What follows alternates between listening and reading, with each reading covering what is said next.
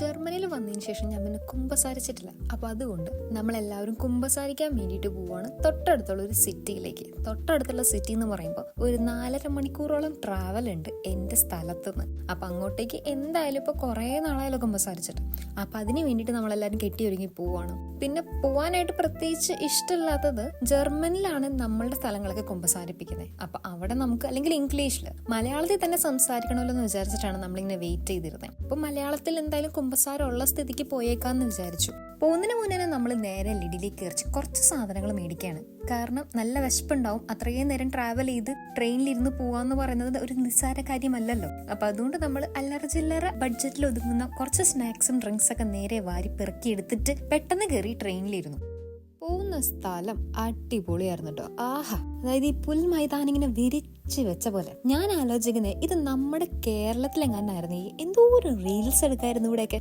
ഇതൊക്കെ വേസ്റ്റ് ചെയ്യാണ്. ഇവിടൊക്കെ ആർക്കും ഇതൊരു വിലയില്ലാന്ന് ഈ പുൽ മൈതാനമൊക്കെ. ഇവിടെ ഇങ്ങനെ ആട്ടിൻകുട്ടികളും കുറെ പശുവും അങ്ങനെയൊക്കെ പോവായിരുന്നു. എനിക്ക് അതൊന്നും വീഡിയോസ് എടുക്കാൻ പറ്റിയില്ല. പക്ഷെ ഈ സ്ഥലം ഫുള്ള് കണ്ടപ്പോൾ എനിക്ക് അതായിരുന്നു ഓർമ്മ വന്നത്. അയ്യോ, എന്തോരം റീൽസ് എടുക്കുക ഇവിടെ. ഇവർക്ക് പിന്നെ നമ്മളുടെ പോലത്തെ ട്രഡീഷണൽ ഡ്രസ്സൊന്നും ഇല്ലല്ലോ. അല്ലെങ്കിൽ അതൊക്കെ ഇട്ടിട്ട് അതിന്റെ ഇടയിൽ കൂടി ഇങ്ങനെ നടക്കുന്ന പെൺകുട്ടി, തോളിലൊരു ആട്ടിൻകുട്ടി, അങ്ങനത്തെ ഒരു വൈബ് പിടിച്ചാൽ അടിപൊളിയായിരിക്കില്ലേ. എന്താണെന്നറിയില്ല, പണ്ടൊട്ട് തന്നെ എനിക്ക് ഇതേപോലത്തെ പുൽ മൈതാനം കുറച്ച് വീക്ക്നെസ് ആണ്. കാണുമ്പോൾ തന്നെ ഇതേപോലെ ഞാൻ ഇങ്ങനെ കാട് കയറിപ്പോവും. Anyway, come to the point. നമ്മളിപ്പോൾ ട്രാവലിംഗ് ആണ്. ഞങ്ങളിപ്പോ എത്താറായി. അയ്യോ, 3 മണിക്കൂറത്തെ യാത്ര finally comes to an end. തന്നെ ഒരു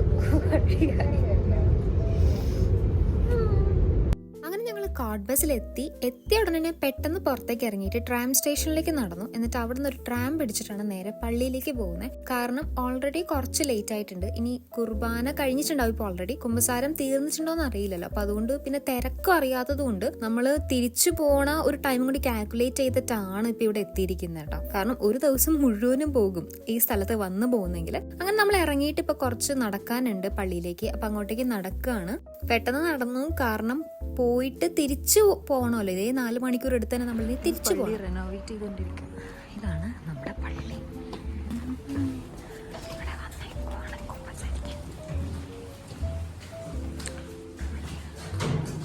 അത്യാവശ്യം തിരക്കുണ്ടായിരുന്നു. നമ്മൾ പെട്ടെന്ന് തന്നെ കയറി ചെന്നു. അപ്പോൾ അച്ഛൻ ഓൾറെഡി കുമ്പസാരം തുടങ്ങിയിട്ടുണ്ടായിരുന്നു. ആളുകൾ ഇങ്ങനെ വന്നു പോയിക്കൊണ്ടിരിക്കുകയായിരുന്നു. ഫുൾ മലയാളീസ് ആയിരുന്നു.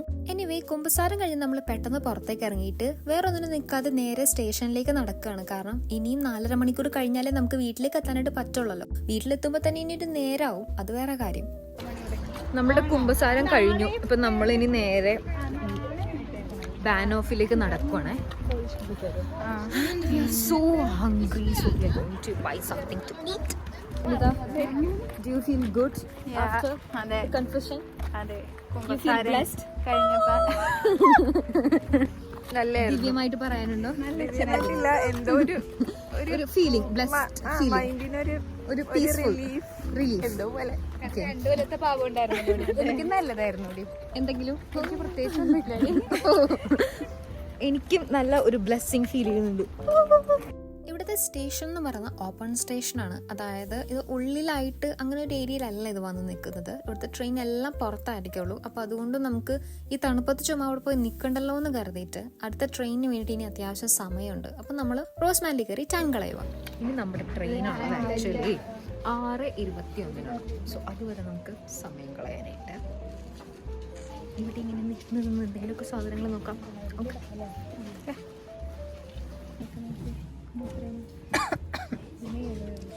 see different kinds of perfumes are there and it's so expensive.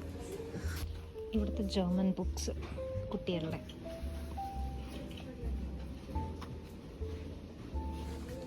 ഇതാണ് ഇവിടുത്തെ ബ്യൂട്ടി പ്രോഡക്ട്സിന്റെ സെക്ഷൻ.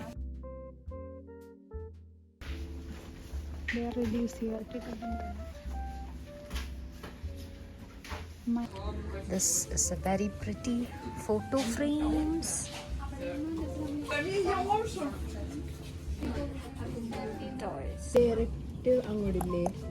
കണ്ടുപിടിക്കുന്ന ആൾക്ക് ബുദ്ധിയുണ്ട്. ഇതെന്തിനാ യൂസ് ചെയ്യുന്നേ? എനിബഡി? കണ്ടില്ലേ? വേണ്ട, എനിക്ക് ഓൾറെഡി അറിയാലോ. നമ്മുടെ ബുക്ക് സെക്ഷൻ നമ്മൾ കണ്ടു. പക്ഷെ ഇവിടെ ഭയങ്കര എക്സ്പെൻസീവ് ആണ്. എന്നാലും ഞാനിവിടെ ഫുള്ള് കയറി നരിച്ച് പറക്കും. പക്ഷെ എന്താണെന്നറിയില്ല, എനിക്ക് ബുക്ക് സെക്ഷൻ കാണുമ്പോൾ കുറച്ച് ആക്രാന്തം കൂടുതലാണ്. ഇവിടെ ഫുള്ള് ഇങ്ങനെ പരത്തി നോക്കണം. നമുക്കങ്ങനെ കുറച്ചായിട്ടും കളയാം സമയം. Look at this. ഈസ്റ്റർ മുട്ട. ഞങ്ങൾ കയറിയ ഉടനെ എല്ലാം വാരി വലിച്ച് കഴിച്ചുകൊണ്ടിരിക്കുകയാണ്. Because we are hungry. എന്തോ അങ്ങനെ കുറച്ച് കഴിഞ്ഞപ്പോൾ തന്നെ ട്രെയിൻ വന്നു. അപ്പം തന്നെ നമ്മൾ ചാടി കയറി നല്ലൊരു സീറ്റ് പിടിച്ചു. ഇനി അങ്ങോട്ടേക്ക് 1.5 മണിക്കൂറോളം ഈ ഒരു ട്രെയിനിൽ ഇരുന്ന് പോകേണ്ടതാണ്. അപ്പോൾ അതുകൊണ്ട് നല്ലൊരു സീറ്റ് തന്നെ വേണമല്ലോ. ഇത് കഴിഞ്ഞിട്ട് അടുത്തൊരു ട്രെയിനും കൂടി ഉണ്ട് മാറിക്കരണം. അവിടെയും 1.5 മണിക്കൂർ.